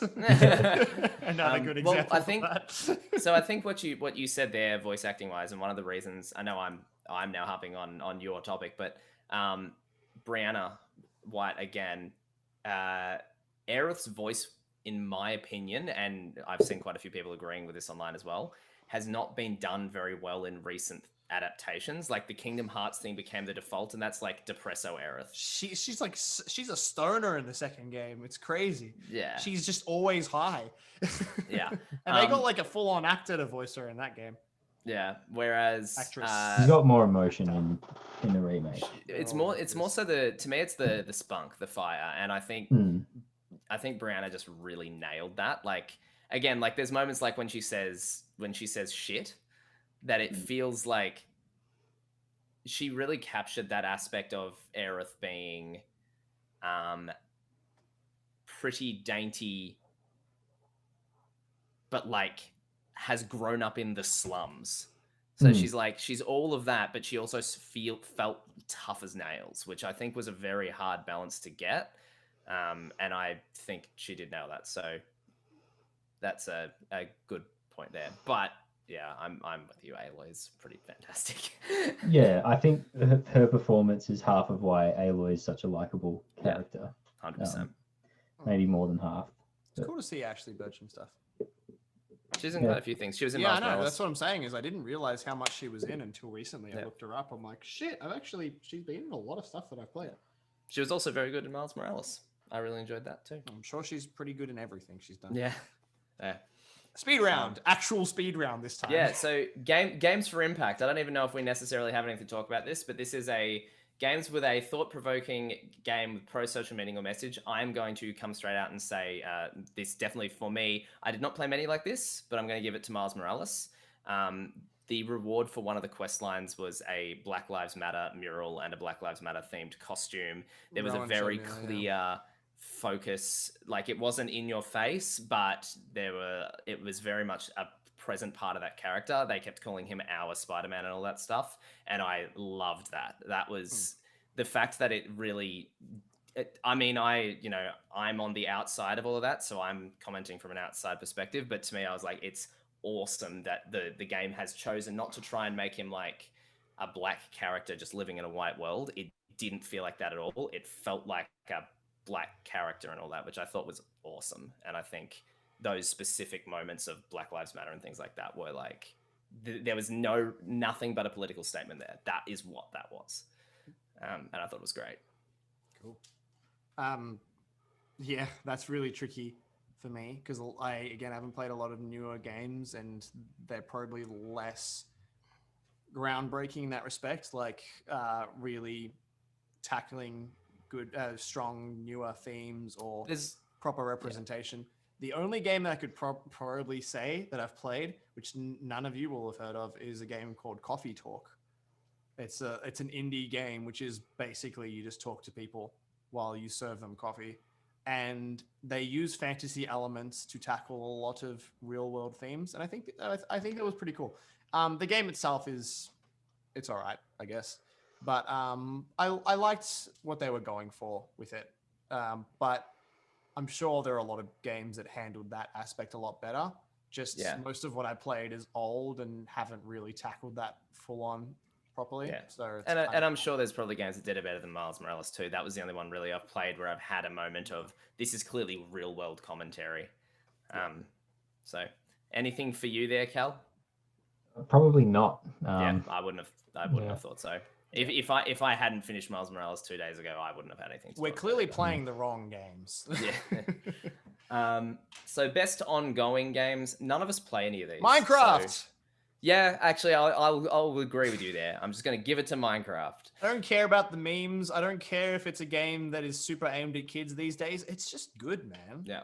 It's a good game. I've fallen off the Overwatch bandwagon, so I'm not gonna tout that anymore.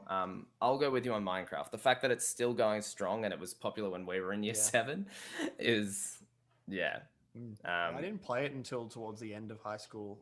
That's probably wrong. I played it a few years after it came out. I think when did it come out? What platform did it come out on? I think from memory it became a thing. Or computer. When I was in year 9, so I'm gonna guess 2014 or 2015. No, that's very wrong. That's totally a year after I finished school. I'm significantly older than that. 2011, 2010. Okay. It was 2009, which is what 2009. Yeah. I didn't know it was that old. Yeah, it's an old that's what game, I'm saying. And they're still updating it. They've never made a sequel because they don't need to. It's just I don't remember who made this meme, but it just works. That was a Bethesda meme, Yeah. and the joke was that it doesn't. Yes. Well, in this case, it does. It just it's Yeah. great. I love it. Yeah. I don't know if you have a pick, Cal, A pick. for like a guitar pick. Best ongoing game. I do have a guitar pick. A best ongoing game pick. I don't know if you play. I think we can No say Man's Sky. Mario because I think we can say Mario because it's pretty clear that they've only ever made one game. So let's move on to best indie. Cal, do you indie actually game. have one? I don't think you do, but do you? No. No, like, I mean, no. I could say ongoing series, but no. I don't play a lot of those kind of games. None of us really. I don't play anything online, really. So I'm gonna cheat for indie game because technically I played this game about the time or after the Game Awards, so I will say Undertale. I was gonna pick Untitled Goose Game because oh my god, that game is so much fun and it's so stupid and great. And you got to support those Aussie developers. I've played a lot of indie games this year, but Undertale did squeak its way into that, and it's just I can't speed around it properly and give it the justice it deserves, but we're running out of time. Just on so many elements, it works, especially for a game that was almost entirely designed by one dude on a program that I used in high school. Yeah. To learn to make games. And it's like, obviously. He did score too, didn't he? Sorry? He did He score wrote all too, the yeah. music. There might be a song or two that he didn't, but I don't actually think that's correct. I think he wrote every single song. And they're good. Yeah, they're actually really good. It's bullshit because he's a self-taught musician. Makes me feel like shit. Mind you, I've never tried to score a game, but even still, it's pretty fucking good. All the songs are so catchy. I could do covers of that whole soundtrack, honestly. The characters are so well written. The world is weirdly well written. The only real downside I have is that a lot of the overworld graphics are gross. Some of the sprites, I love the designs of them. Yeah. They're really good. And some of them are actually made into sprites really well. And I love the way that they are animated mid-battle, especially that final boss with Sans, how he just completely moves based on what's happening in the fight. You really need to play that to see what I mean. It's great. And just the nature of the way the graphics are used in that game is just awesome. And yeah, I'd need a full thing to talk about why I love that game so much. Yeah. And That'd probably be yours too, wouldn't it, Cal? It would be, but I think I played King of Cards at the start of this year. The Shovel Knight. It's the final Shovel Knight DLC. Yeah. I think I played that this year. It could have been the end of last. I believe it was. I believe it was this year. But yeah. We'll count it. It sneaks in. Yeah. I would say that because I love those games a lot. I like how they've given all of not all of, but some of the antagonists from the first game a game of their own, a story of their own. And they've put them all in different parts of the timeline that they've made a world and a story out of. So playing each of those games is a little piece of the puzzle as to what happened before Shovel Knight. Yeah. It's impressive how they made a compelling, like it's based around a mini game that they created, and like they created their own card game for it. It's actually really fun. Yeah, the card game is cool. I just think it's really cool that they could take a platforming kind of game, which is usually something you just play for the fun of the game, and given it a story and really cool, like a really cool world. Not a lot of games that I've played in that style have done that. It's part of why I love that game so much, and obviously the soundtrack is amazing. It is. So I'd probably say that. And I'm gonna be honest, I haven't really played any indies this year. So I probably have to bow out of this one because I can't pick a favorite from not really having played any. I'm in general just not that big an indie gamer, which is probably something I should work on, but I just never have been. I always find they don't grab my attention usually.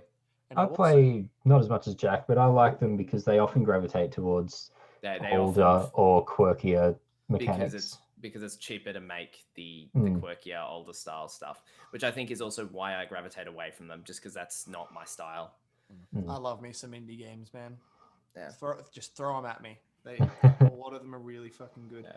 And a lot of indie games become big sellers and become the mainstream just because of how good of an indie game they are. Yeah. I was going to say something else and I forgot, so it doesn't matter. Yeah. Just keep going. Well, the next one is best mobile game. Let's move on. So Fallout Shelter. Does that still exist? Yeah, it's still fun. I played it and I was like, I don't care about this. And then I played it and I was like, wow, this is actually pretty cool. Actually, that's a good point. I played Gwent this year, like the standalone, and I enjoyed that. I'll jump on the bandwagon. Among Us is fun. Yeah, actually, that is the other one. It's actually up. It's up for contention. Like it's. I'm not against modern trends. If it's fun, it's fun. And I agree. I think Among Us is a great game. It's very, very simple. It's a great simple concept, delivered very well, and it's accessible. I agree. I do think Among Us is a great game, and that game came out ages ago. It's just for some reason it just became popular now. Yeah, which is why it's baffling that it's getting I guess did it come to mobile now this year or something? I have no idea what happened. Yeah. No idea. Anyway, who knows? Best community support. None of us play games that have this sort of thing, so I couldn't say. Most of my new games have been Nintendo, and I'm not gonna say that. Yeah, no, I don't think any of us play this sort of games that would be required to comment on that, and I don't think any of us play Super VR. Smash Brothers because they listen to the community's picks. That's the best thing I can come up with. And I don't think any of us play VR either. Star Wars Squadrons is apparently very good, but I haven't played it. I will say I watched a bunch of playthroughs on Half-Life Alyx. Actually looks really fun. Yes, Half-Life Alyx I haven't played it though. Yeah, my mate, so Jimmy, is really into VR games, and he loved Half-Life. So yeah. But again, I haven't played any of them, so I'm just going off of that. And the last one's innovation in accessibility, and I just fully don't know what they're talking about. Yeah, I'm not sure. I think that's like features to make the audience of games wider, but I don't understand what, like, The Last of Us is up for it here, and I'm like, what for? Weird. Maybe it's, I don't know. It might be stuff that, like, I don't know because I'm not the target audience of those features. Yeah, I don't know if that means, like, on a mechanical point of view of, like, literally allowing more people to play it, or if it means a representation thing.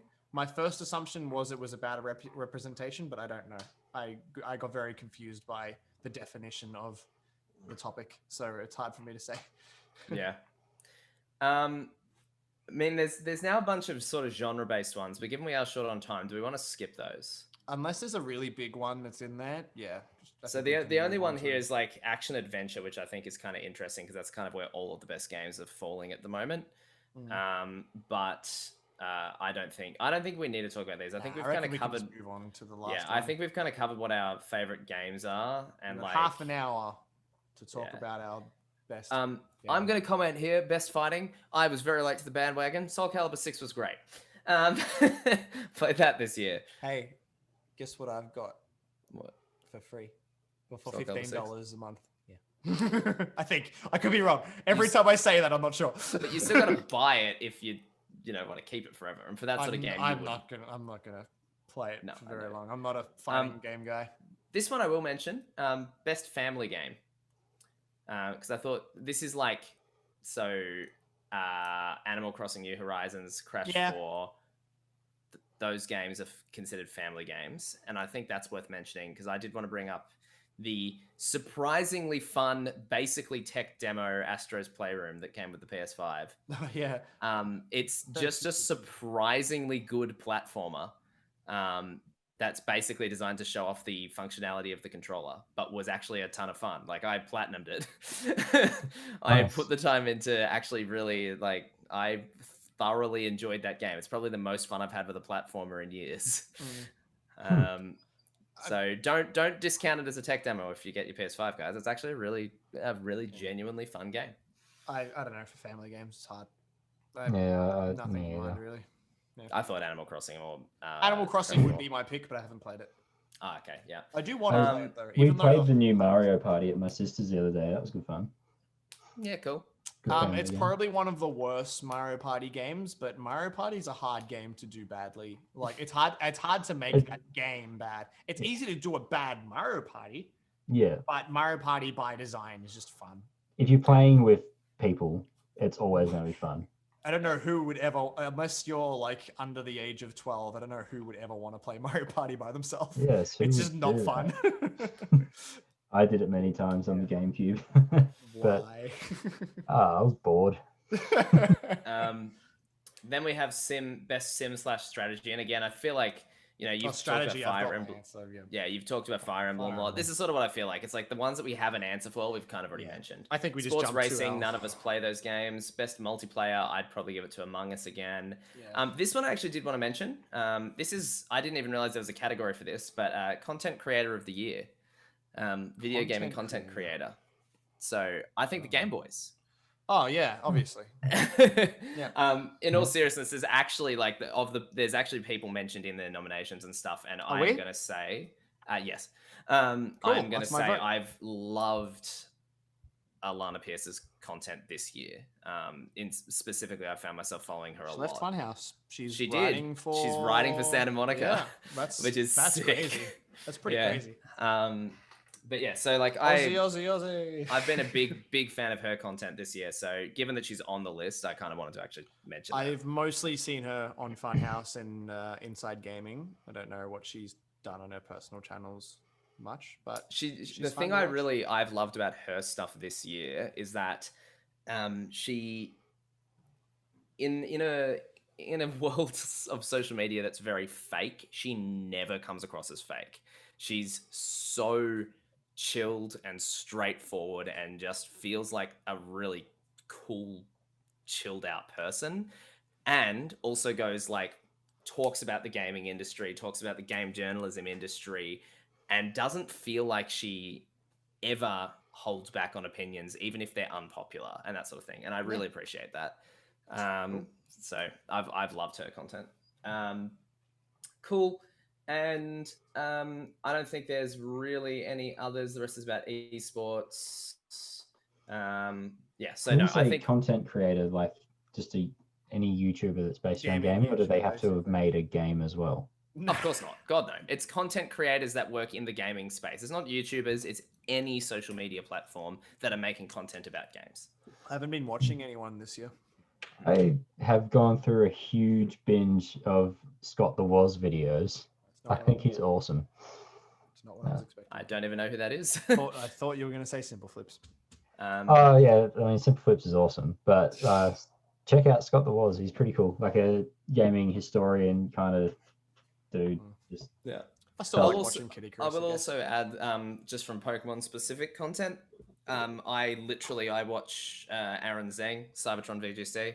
I watch his videos daily, but that's because I'm into competitive Pokemon. So I literally watch every upload he makes, and same with Wolf Glick, but I prefer Aaron's videos. So Aaron Zhang would probably be my personal pick, but I think Alana as a general gaming content creator, I think she's been fabulous this year. So but the real answer is us. The real answer is us. Yes. Next year. We'll be on that list. Cool. So I guess let's just wrap this up by sort of concluding with our actual game of the year, which I know you've kind of already mentioned. This up. Yeah, I know.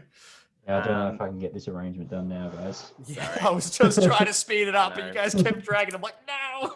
I know. That's all right. I mean, I feel like we all did. Every time we got talking, we all went long. I tried to drop it a bit in the second half, but that's okay. It's fine. It's an interesting discussion. Let's keep going. Yeah.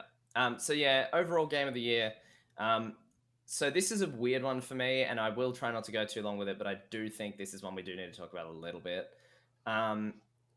My personal favorite game this year was Final Fantasy VII Remake, 100%. But in every category, I rate Last of Us 2 higher. So the thing about The Last of Us Part 2 is I think it's incredible.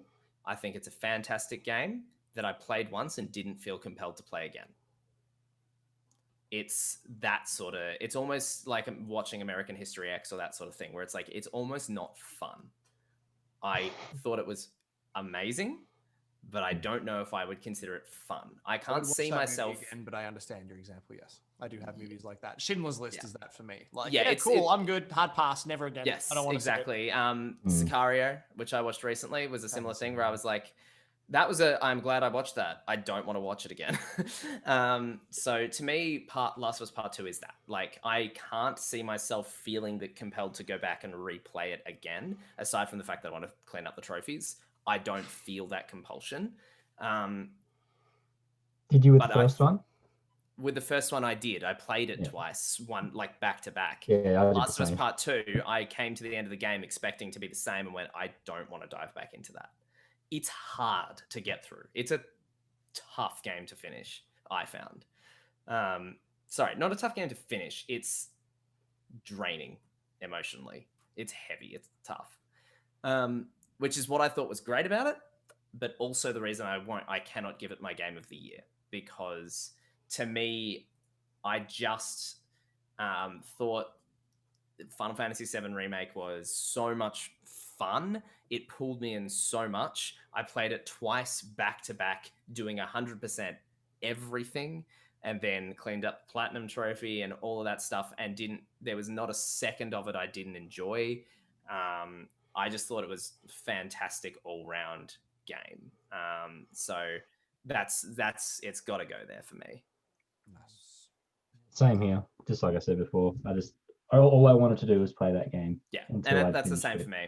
Yeah, Last of Us 2 else was as fun. Yeah, exactly. I'm totally with you on that. Wow. I finished my pick yesterday. And it's very new. Very new. It's even got new in the title. It's so new. That's how new it is. Yeah. Cal, make sure that Adam skips to this part of the video because he'd be very pleased. Okay. I'm a big Fallout fan. I've said that a few times on here. I like Fallout. And the only Fallout game, minus 76, because why would I do that to myself, that I haven't played is New Vegas, which is blasphemy because so many people will tell you it's the best one. Regardless of whether they're fans of 2D or 3D, I feel like a lot of 2D Fallout fans still say that New Vegas is the best one. And fucking hell, I can see why. Because I've always been more inclined to the gameplay of 3 and 4, just because I do think the nature of 1 and 2 drags a bit because it's like it's very old school tabletop RPG. You can only do so many things in a turn, move this amount of space, shoot this many times, etc., etc. And again, that's not a fault on the gameplay style. It's just not really as much what I'm into, which is probably why I'm more story RPG focused, role playing focused in D&D itself, as opposed to the gameplay, because it's kind of like do this much and wait. But I think that's structured a bit better. But regardless, but with Fallout, I've always felt that 3 and 4 never really caught the vibe of the games properly. I feel like there was a lot of elements that really made 1 and 2 brutal and gritty and memorable aesthetic wise, and there was just so many elements to that whilst they were brought into 3 and 4, specifically 3, because 4 is an interesting Fallout game, I think that there was a lot of what I loved about the original games that was missing for me. New Vegas is literally the two combined.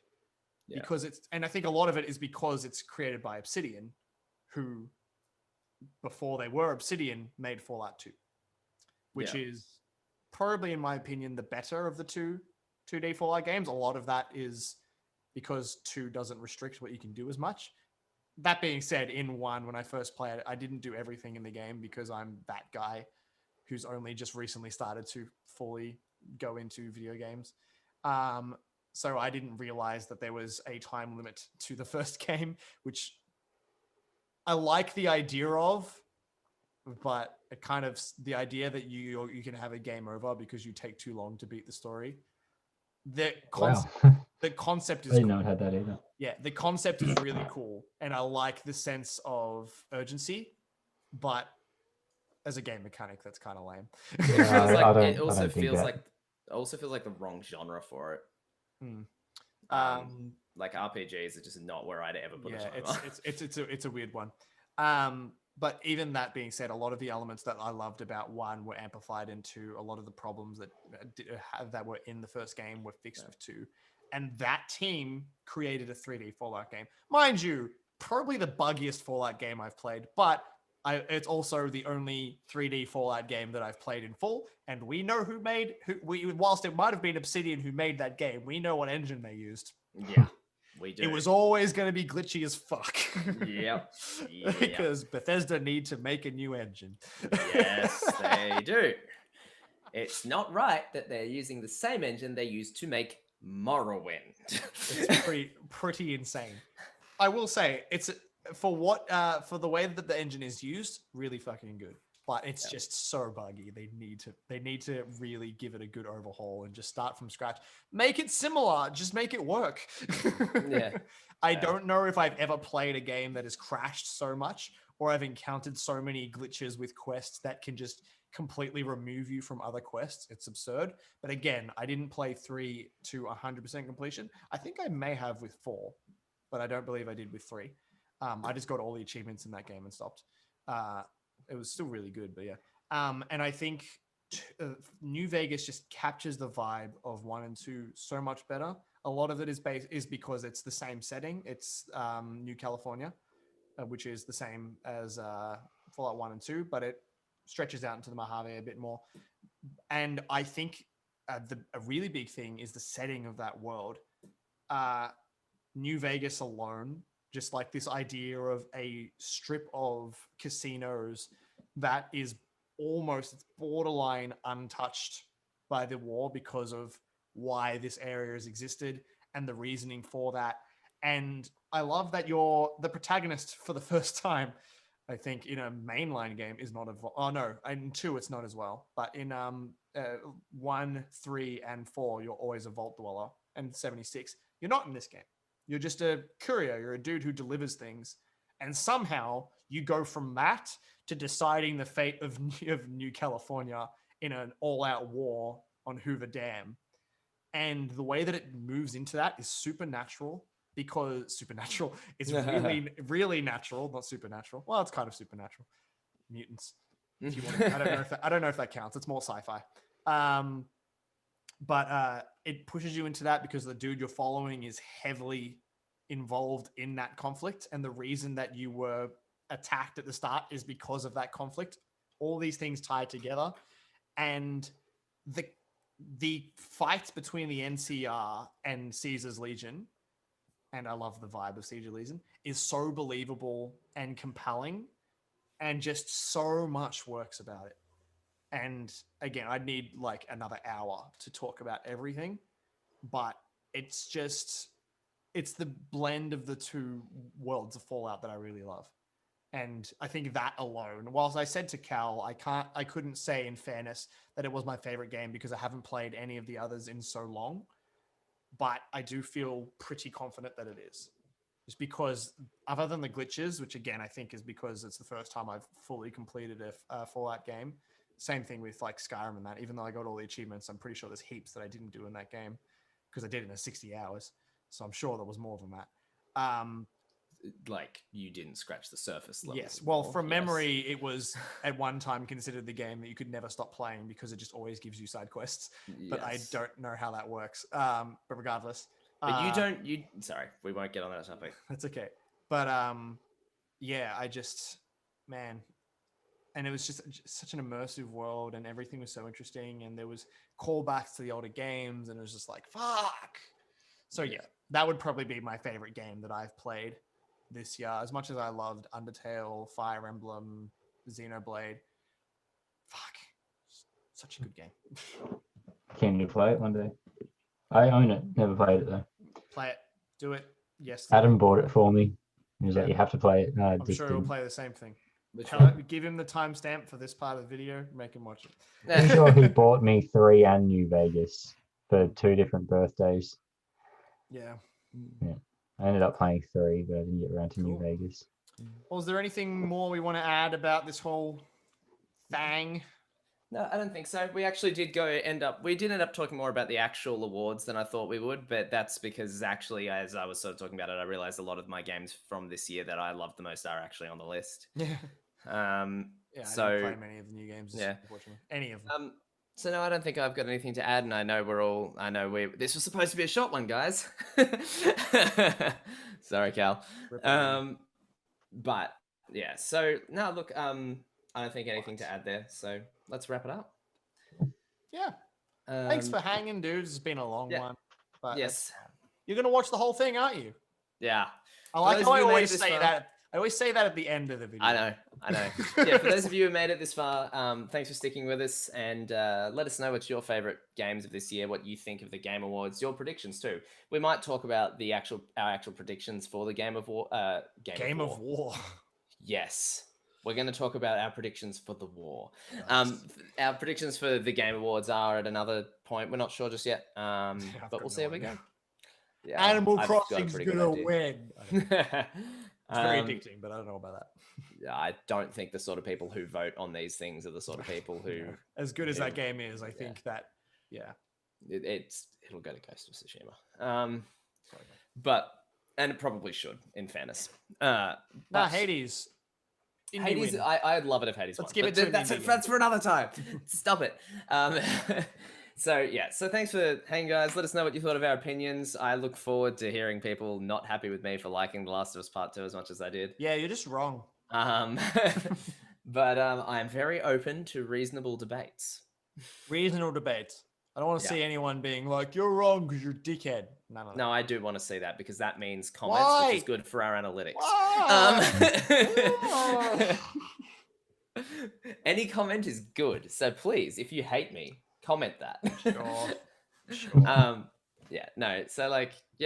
Thanks for hanging, guys. And let us know if you've got any ideas for what you'd like to hear us talk about next. And we'll see you next week. Bye. See you later.